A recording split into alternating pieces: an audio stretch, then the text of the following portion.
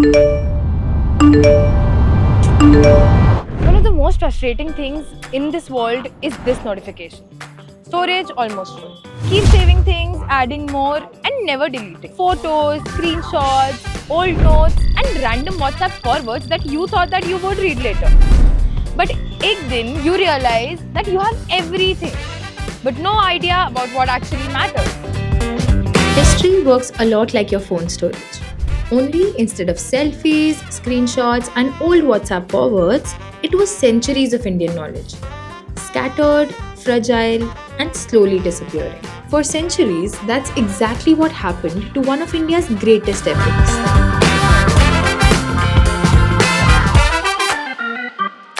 But if history was slowly disappearing, who chose to bring it back? And why does that story begin here? Let's find out. This is Priyeshwari and you're watching Standing Still, a legacy preserved for centuries. Only on the Subculture.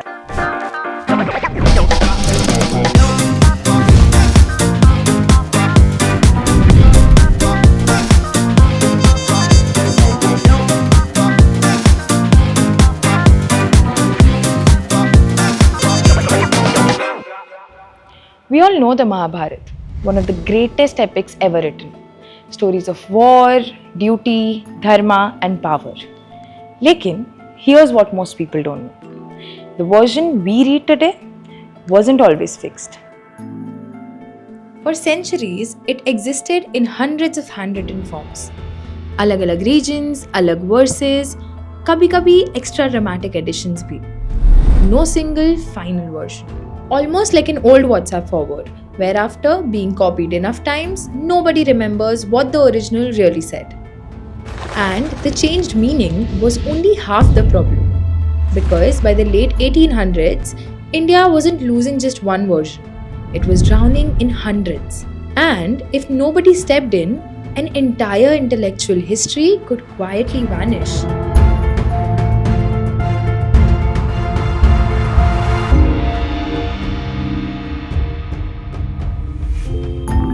सवाल ये था, who was going to save it? And why did that answer lead to this building in Pune?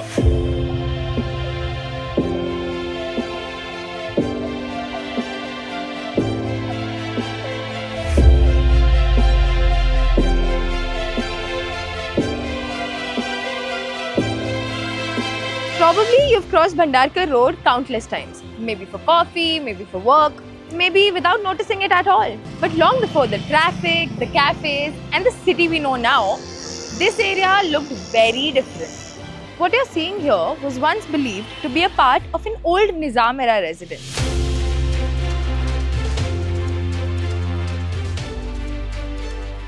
The same land that now blends into everyday Pune has become home to one of India's most important archives.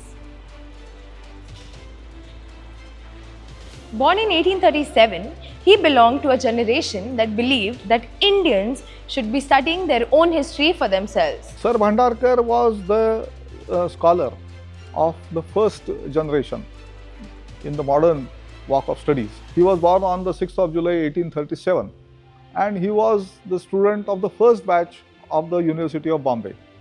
And he worked as a headmaster at Ratnagiri and a professor at the Elphinstone College, later on at the Deccan College.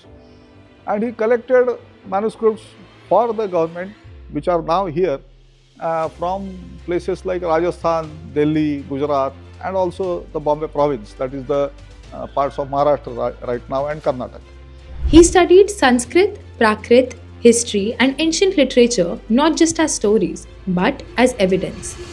At a time when many saw these texts only as sacred, Bhandarkar ji believed that they could also be studied, questioned, and understood. He wrote almost on every walk of Indian history, particularly ancient history.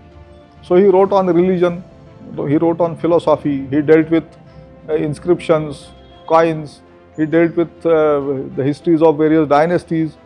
He was the first scientific historian of the Deccan, and it's not me to say it, it is the great historians who have already given him the title.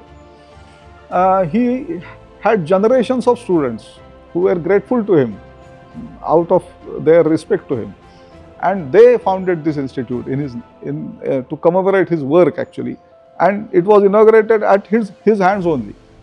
This work was too important to remain personal. It needed a permanent home. And that idea became this institute. 1958 to 1947, when the British began documenting India, they were not just governing a nation, they were also interpreting its past. Ancient texts were translated, classified, and often understood through a foreign lens, turning living history into something rewritten from outside.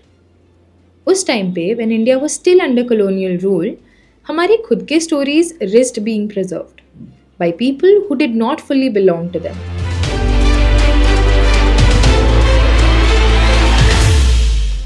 So, for almost 50 years, a group of scholars in Pune worked to reconstruct it. They examined 1259 manuscripts line by line, verse by verse. कभी-कभी एक-एक शब्द पर debate होती थी, because one word could change the entire meaning.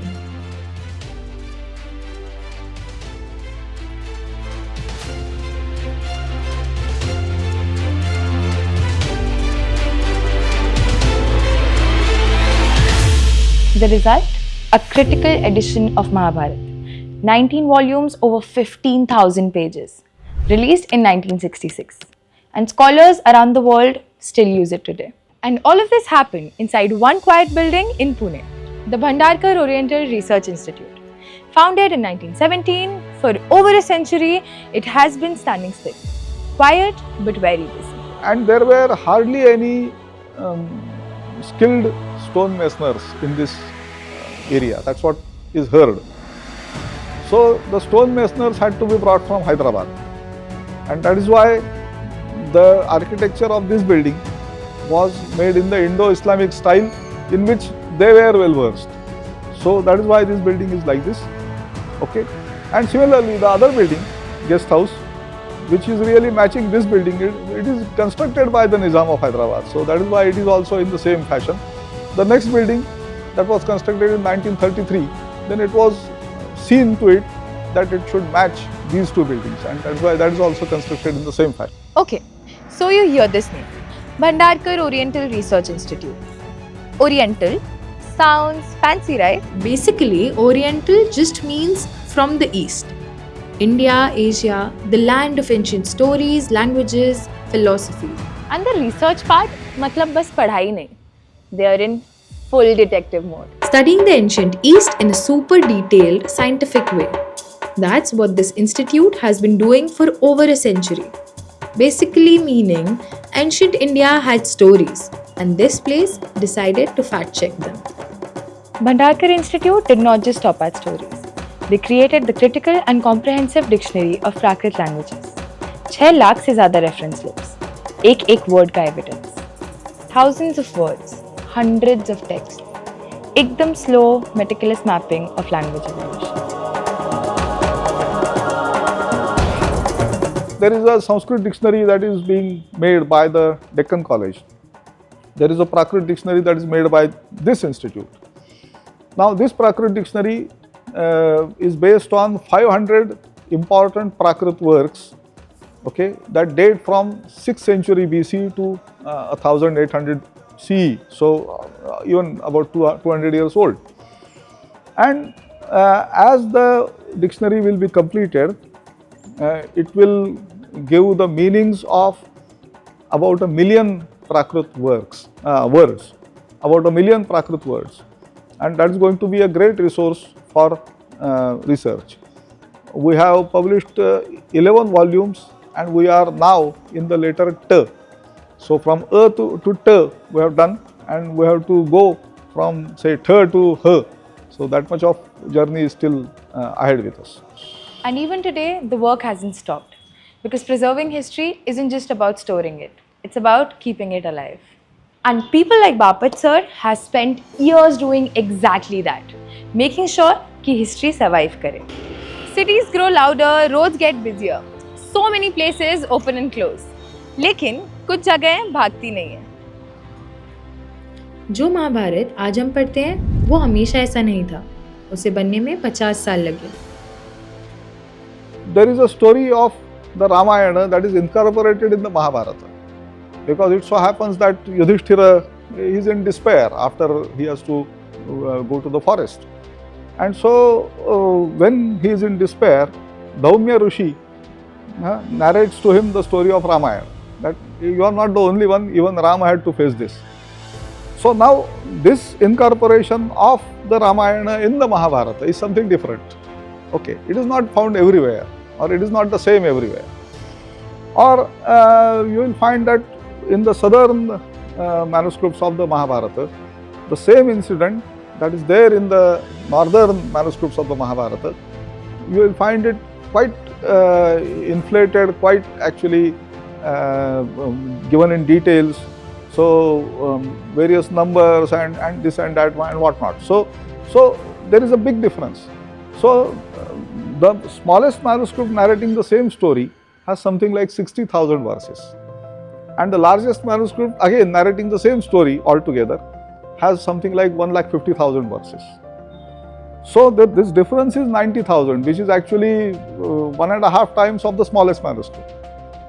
So in order to reconcile all these things without omitting anything, that was the challenge. And that was the challenge accepted by this institute.